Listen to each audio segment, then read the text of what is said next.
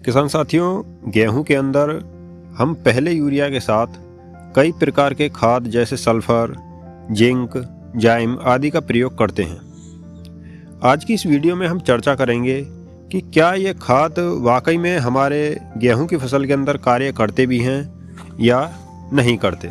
साथियों, गेहूं फसल की जो पूरी समयावधि होती है उसके अंदर हमें 60 किलोग्राम नाइट्रोजन की आवश्यकता होती है, जिसकी हम अधिकतर यूरिया के द्वारा पूर्ति करते हैं।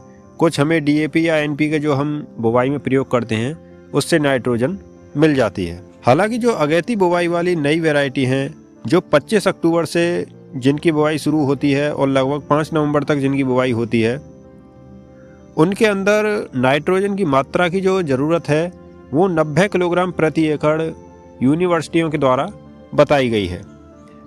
सभी किसान अलग अलग तरह से यूरिया का प्रयोग करते हैं।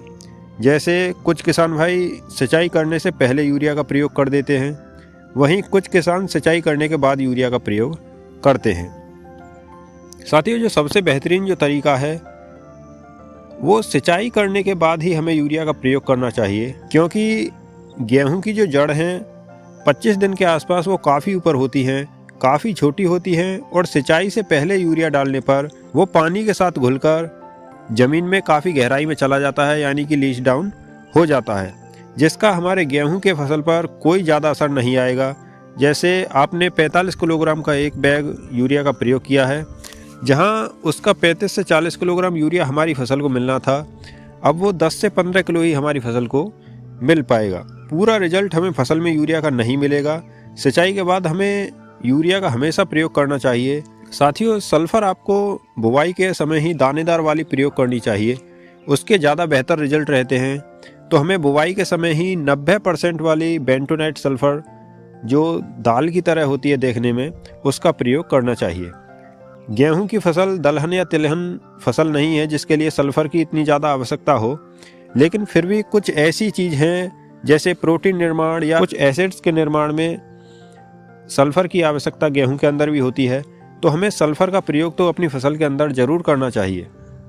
अगर आपने बुवाई के समय बेंटोनाइट सल्फ़र का प्रयोग नहीं किया है तो आप पहले पानी पर यूरिया के साथ सल्फ़र पाउडर फॉर्म वाली जो कि 80% या 90% के अंदर बाज़ार में मिलती है, उसका प्रयोग आप कर सकते हैं। जाइम के नाम पर आजकल बाज़ार में एक प्रोपगेंडा के तहत किसान को भ्रमित किया जा रहा है। हर छोटी से छोटी और बड़ी से बड़ी कंपनी अपनी जाइम बनाकर बाज़ार के अंदर धड़ल्ले से बेच रही है। साथियों, सबसे ज़्यादा कंपनियों को जो बचत होती है वो जाइम से ही होती है। साथियों, क्या होता है कि इनका प्रयोग हम यूरिया या कोई जैसे अन्य खाद हैं सल्फ़र वगैरह इनके साथ करते हैं, तो हमें रिज़ल्ट का पता ही नहीं चलता कि हमें रिज़ल्ट मिले भी हैं या नहीं भी मिले। अधिकतर क्या होता है कि जाइम जो हैं ये कोई कार्य खास हमारी फसल के अंदर नहीं कर पाती हैं, तो इनका प्रयोग करने से हमें बचना चाहिए। इस भेड़ चाल में हमें नहीं चलना चाहिए।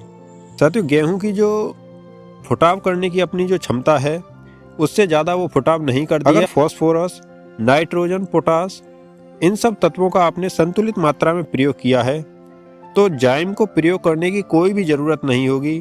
गेहूं की जितनी क्षमता है वो अपने आप ही उतना फुटाव करेगी। साथियों, मेरा मानना है कि जो जाइम के ऊपर आप पैसा खर्च करते हैं, एक से एक महंगी जाइम अपने फसल के अंदर लगाते हैं, इनकी बजाय आप उस पैसे को किसी खाद में ही अगर लगा देंगे तो भी आपको ज़्यादा फ़ायदा इनसे मिल जाएगा।